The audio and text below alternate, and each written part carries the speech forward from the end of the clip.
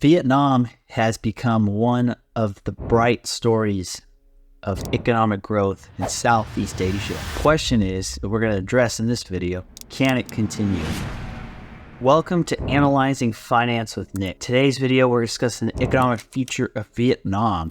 Vietnam, due to its geopolitical conflicts with the US and China for the middle of the 20th century, really was an economic backwater until 1986, when their economic renewal campaign, Door Moi, pardon my mispronunciation there, became enacted to help add a market economy to Vietnam.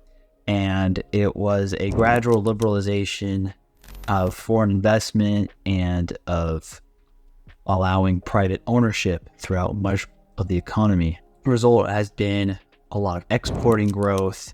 Manufacturing has now become 40% of the Vietnamese economy.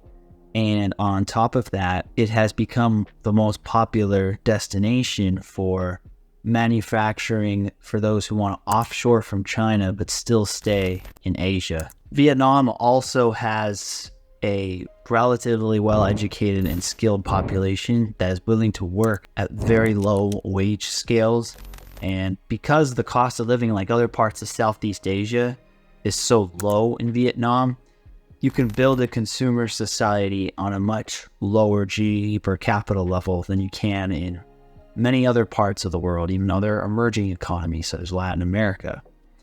And so all of this plays in really well to Vietnam. They've also developed tourism industry and have improved a lot of their agriculture and fishing and forestry sides of their economy as well, in addition to the manufacturing side of things. So that is kind of what has been the basis of the economic growth miracle of Vietnam. And Vietnam has averaged GDP growth in real terms of over 6% per year since 2000, and was one of the countries to rapidly recover fastest since the pandemic got into full swing of things. So the present is good. Can it hold up in the future? The answer is yes. And my reasoning has come from a few points. First, with increased geopolitical ties with the United States, the existential risk of a Chinese invasion or intervention that will derail Vietnam's economic growth trajectory as a lot lower than it would have been otherwise. Also, there's a strategic interest to keep manufacturing in Vietnam so that their economy is stable enough to maintain increased geopolitical ties with the US to contain China in the South China Sea. But even without that excluded, Vietnam's low GDP per capita base means that it's far away from hitting the middle income trap level, which is about 10,000 USD per year is when countries start to get there. And that's what happened to neighboring countries such as Thailand and Malaysia, and to a lesser extent the Philippines. And Vietnam's low GDP per capita base and a stable demographic profile, they don't really have a major problem with overpopulation or underpopulation. They are well suited to continue its existing growth trajectory.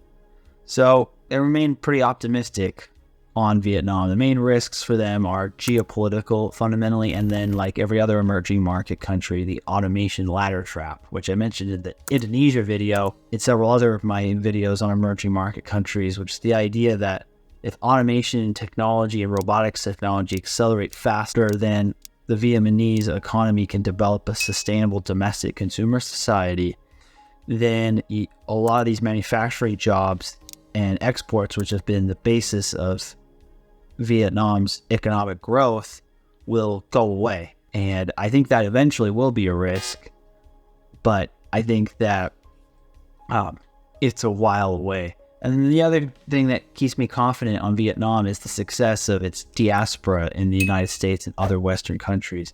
That can't always be a perfect analogy because there sometimes is positive or negative selection bias of who comes from a given country to another one. But in the case of Vietnam, the migration from Vietnam to the US was pretty evenly distributed across the class spectrum because they were leaving mainly to flee a war and not necessarily just because of economic opportunity or educational opportunity. And so that kind of allows for a better representation. Why I think the success of the Vietnamese diaspora could be a reflection of the success of the home country in the future. As I like to wrap up these videos, I'm going to compare Vietnam to a US state in terms of its economy. And in the case of Vietnam, I'm comparing it to South Carolina. South Carolina is considerably smaller geographically, but it almost perfectly fits inside the northern core of Vietnam, where its capital Hanoi is in terms of land area. Population-wise, there's a pretty big gulp here, with Vietnam having 101 million people and South Carolina having 5.1 million people. Their nominal GDPs are a lot narrower, the spread. You got 433 billion for Vietnam versus 308 billion for South Carolina. And the GDP per capita, however, is a big difference. You've got $56,000 per year on average for South Carolinians versus $4,100 for Vietnamese. They neither of them have Fortune 500 companies, and both of them are relatively late in their region to develop manufacturing capacity. Vietnam really didn't get into the global Asian manufacturing game until the 1990s, and it really truly become like a force where made in Vietnam became pretty ubiquitous until the late 2000s, early 2010s. South Carolina was one of the last U.S. states to industrialize because the antebellum South Carolina's economy is primarily exporting of cash crops. It took decades of reconstruction and the invention of air conditioning to really bring manufacturing away from the north to southern states like South Carolina. And now both of them are pretty big manufacturing hubs.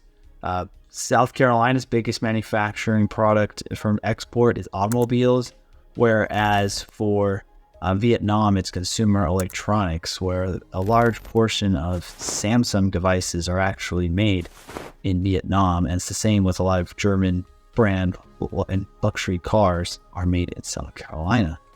And the last thing is, has Nick been there? Yeah, I've been to both. I enjoyed my visits to both Vietnam and South Carolina. From a vacation perspective, I tend to prefer South Carolina. I really like the Gulf there. But Vietnam is an interesting experience in its own right too. And that will kind of conclude our state comparison. Overall, I'm optimistic on Vietnam, and I expect that trend to continue for the foreseeable future. If you like the content on this channel, feel free to like, subscribe, share, and post it on relevant social media to get the word out there. And thank you for watching.